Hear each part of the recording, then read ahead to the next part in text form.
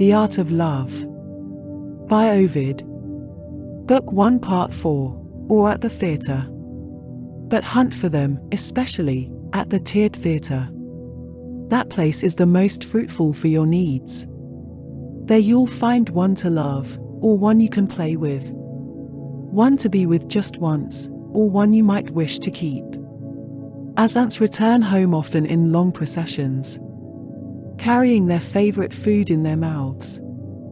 Or as the bees buzz through the flowers and thyme, among their pastures and fragrant chosen meadows.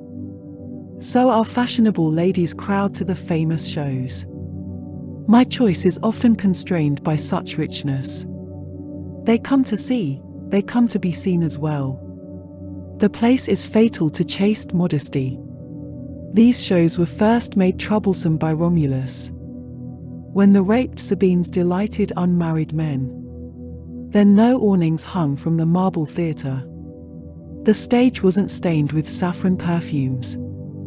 Then what the shady Palatine provided, leaves, simply placed, was all the artless scene. The audience sat on tiers made from turf, and covered their shaggy hair, as best they could, with leaves. They watched, and each with his eye observed the girl he wanted, and trembled greatly in his silent heart. While, to the measure of the homely Etruscan flute, the dancer, with triple beat, struck the levelled earth. Amongst the applause that was never artful then, the king gave the watched-for signal for the rape. They sprang up straightway, showing their intent by shouting, and eagerly took possession of the women. As doves flee the eagle, in a frightened crowd, as the newborn lamb runs from the hostile wolf, so they fled in panic from the lawless men, and not one showed the colour she had before. Now they all fear as one, but not with one face of fear. Some tear their hair, some sit there, all will lost. One mourns silently, another cries for her mother in vain. One moans, one faints, one stays, while that one runs.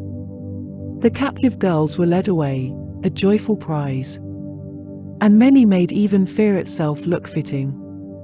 Whoever showed too much fight, and denied her lover, he held her clasped high to his loving heart, and said to her, "Why mar your tender cheeks with tears?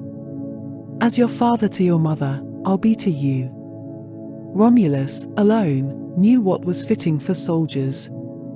"I'll be a soldier, if you give me what suits me."